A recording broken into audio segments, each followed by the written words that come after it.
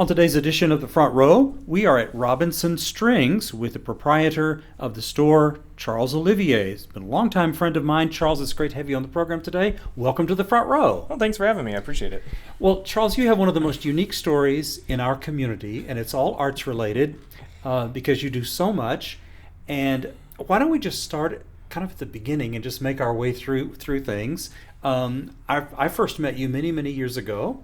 And what were you doing when you first came to Texas Tech? When I first came to Texas Tech, I was a music education major playing trumpet. So I did the trumpet recital, the whole thing. But during my time at Tech, I come from a very small town, grew up on a ranch, which is, why I'm, like fixing things and stuff like that and creating things from scratch and things. And in my small town, we never had anything besides a band program, like marching band, that kind of thing. Mm-hmm. So when I came to Tech, that was the first time to ever really see an orchestra, hear an orchestra in person, see the string instruments. And it was one of those things where it was just like this light bulb clicked in my head that said, this is what I want to do. This is like, to me at that point, that was what the music that I wanted to pursue.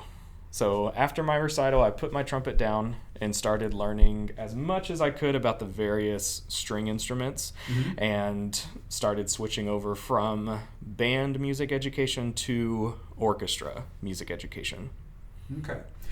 And along the way, you got involved with the bandoneon as well, yes. Right? So how did that happen? So when I was starting to move over to that orchestra side, that's when I joined at that time was the World Music Ensemble. Yeah. And they would rotate genres every now and again from year to year. When I joined, it was tango. And I was really just the assistant for that ensemble because they were putting on the opera by Astor Piazzolla, Maria de Buenos Aires. So I was helping be the assistant and assistant conductor for that. And then that's when they hired a bandoneon player, Ben Bogart, to come and play. And it was like love at first listen. Not love at first sight, but once I heard that instrument live, it totally changed my life. And I ended up talking to the bandoneon player, and I got a bandoneon from him and just locked myself in a practice room for hours. And that's pretty much what people would pay me to play now. I play the double bass because, I was proficient at some string instruments and I like to keep that up. But that's the instrument that, orchestras will have me do concertos with, or I'll go to universities to perform with them and stuff like that. So, yeah. Great. So expert in that. But you also became expert in tango music. You did a radio show about that was expert for years and years. So how did you fall in love with tango? So from that opera and falling in love with the bandoneon, tango really is the genre of music that the bandoneon can really shine and be associated with. It's from Germany, so you can play German folk music, but really that instrument has evolved with tango way more closely than it evolved with some of the other folk musics from that its heritage of that instrument. Right. And so after me learning the bandoneon, I started diving into tango music, learning and listening as much as I could. I went to Argentina for a couple months to study during one summer while I wasn't in school, and then came back and started going to all the different workshops around the country that would bring in very prominent teachers and players of Argentine tango to teach musicians. And now I'm actually working at some of those and teaching at some of those now. So. And you built a huge record collection. You had everything. Yeah. It's a, you would describe any type of vernacular type music like jazz or tango or any other folk music. A lot of your study has to come from listening. So the more that you're listening, the more that you're informed, you can hear those nuances between orchestras and all that kind of stuff. Okay. Yeah.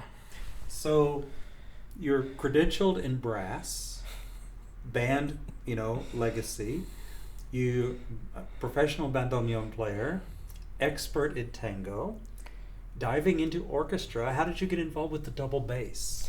So, funny story.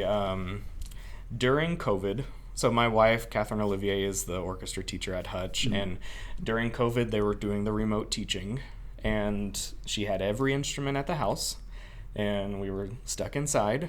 And so when I was doing the orchestra music education at Tech, I was doing it through the bass. But then when I got into tango, I put the bass down to really study bandoneon.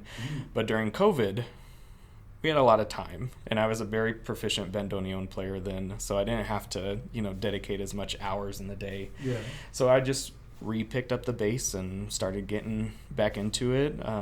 It's probably one of my favorite instruments to play, not only because of, the sounds that it make, but because of the role that it plays in most ensembles. It's one of those instruments that you hear conductors say over and over again, you should be felt, not heard. And coming from the bandoneon, which is you need to be heard all the time, and you need to almost kind of be like the center of attention, it was great to have an instrument that I could just relax, just really focus on how does my sound blend with everyone. I didn't really have to think much about, what kind of, phrasing am I going to do on this lyrical line like I would on the bandoneon, but it was just more of how am I contributing to like the foundation of the group. So, Okay. Wow. So expert in string as well, and you play in the Lubbock Community Orchestra, right? Yeah, the Civic Orchestra. Right. Yeah, exactly. Yeah, so been with the Civic Orchestra for many years now. Also a board member of the Civic Orchestra as well. Really trying to help that organization grow. We have performances every semester and then also even during the summer too. We're going to be having some summer performances throughout the months of June, July, and August. So we'll be posting stuff about that. Well, and you just gave a terrific concert, and it was well attended. Yes. So obviously people are enjoying it. Yeah. It's just one of those things where it's just a community group, and the community really loves supporting it. Yeah. It's not just family and friends in the audience. We have people that have no association with, members, but they just love the music and they come out. Now, wasn't there another detour at some point? Didn't I talk to you one time about like music ensemble scheduling camps? Yes. Didn't you do that? Yeah. Oh my gosh. Right. So I think one thing that is kind of like encompassed a lot of my career so far, and even still today, and it probably stems from, coming from a small town, thinking about education, is outreach and engagement. I have been involved in so many different forms or fashions of outreach and engagement throughout every single career I've had so far.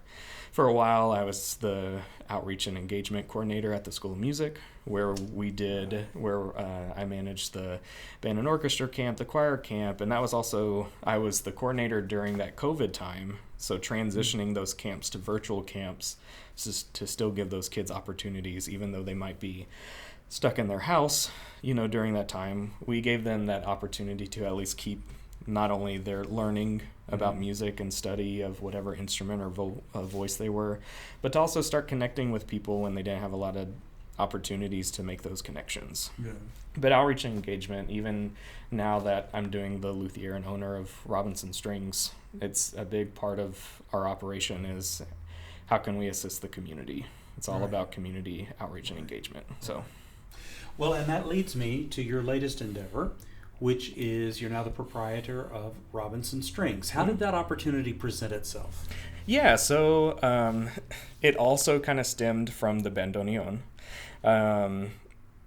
Like I said, I grew up on a ranch, so I've always been very tactile. You can't just call up someone to come fix your plumbing or your electricity on the ranch. You just kind of have to do it yourself. Right. And that's always kind of been my attitude. So the bandoneon is a very old instrument. Most of them are around like the 1930s to 50s, like the professional level ones are usually of that age. And so they have a lot of problems. There's over like 300 to 400 pieces of wood in the bandoneon, and they're all moving with the keys, kind of like a piano, just very intricate woodwork. So they're always having something. And Besides myself, there's only one other bandoneon luthier in the United States. So when I was first getting into it, it was really just a necessity. Yeah. I was a college student. I couldn't afford sending my instrument to Oregon, every other year. So I just started diving into the repair of the instrument. And that led to looking into, well, then how do I fix like string instruments? Like try to, help out people that may need repairs on their string instruments. And since I was playing double bass, I could experiment a lot on my instrument that I had to fix things. That led me to, he's no longer in town. He's now moved to Las Cruces, but we had Justin Dermeyer. He was a very famous romantic guitar builder, and he did everything by hand. He was here in town, and he also did string instruments too. And so I studied with him for a couple years, just learning the basics of wooden instrument construction. And really, he does everything by hand, beautiful work. So that's where I started, because his philosophy is if you can do it by hand, then when you get the machine that helps it, you'll be that much better, because you already know how to do it the hard way, and then you can just go from there. So after he moved, that's when I started apprenticing at Robinson Strings with the previous owner, Brian Gum. And I was just helping out however I could and just learning stuff along the way. And that was about 1 to 1.5 years of doing the apprentice with him. And then last September is when I took it over from him. Wow. Okay. And so for folks who don't know, Robinson Strings provides a huge number of violins to the kids and students in our local orchestra programs in the schools. And so you provide an incredible service for that, and you also offer repair service for all stringed instruments. Is that correct? Yeah, well, and pretty much that's why it formerly was George Robinson Violins, but we have now started doing pretty much everything for every string instrument. So we even rent cellos and basses, violas. We do, if it's an orchestral string, we can either get you an instrument, music, everything, full service. Repairs, we even make instruments now in the shop. You can see one of my instruments behind you, that yellowy kind of violin. That's one that I made. So, and like I showed you earlier, we have those 3 violas that I'm finishing up right now. So we even make the instruments. So if you have any questions about string instruments, we've probably got your answer for you. All right. So, okay. Yeah. Wonderful. And bows as well, I can see. Yes. Yeah. We also have a nice variety to this, and we're not just talking just professional level. We have you from day one with a nice rental instrument all the way to people that are, making their premieres on big stages all over the United States. So, all right. Yeah. Well, Charles, if there's anybody who can do it, you can. That's for sure. We try. My goodness gracious. And just so people know, tell us about the location of your business and what people need to do if they're interested in an instrument, say, for their students. Yeah, so we're over here at 3602 Slide Road. It's in that complex called Security Park. You can just search Robinson Strings online, and it'll get you directions. And if you're ever interested in any kind of instrument, you can always call, which you can find that number online too. And we have a lot of different options for people. Like I said, from day one, nice, affordable, good instruments to, you're ready to step up because you're going to college or going to start playing professionally. Oh, right. So, yeah. Okay. Yeah. All right. Well, what an incredible visit. You're just such a Renaissance man. But the thing is that you have practical application of all of these things. You understand brass instruments, you understand the bandoneon, you understand tango, you understand administration, you understand string instruments, and they're not only just how they work, but how to build them. That's pretty amazing, Charles. Yeah, no, it's really, my whole life is kind of not knowingly, but prepared me for, running this shop. Yeah. From the business side to the community side to the repair side, it's kind of the perfect little fit. So I've enjoyed it so much so far. Well, best of luck to you. That's really, really great. Look forward to seeing you on stage with the Lubbock Civic Orchestra. Yeah, absolutely. Our guest on the front row today, Charles Olivier, who is the owner of Robinson Strings. Thanks for being with us. Thanks for having me.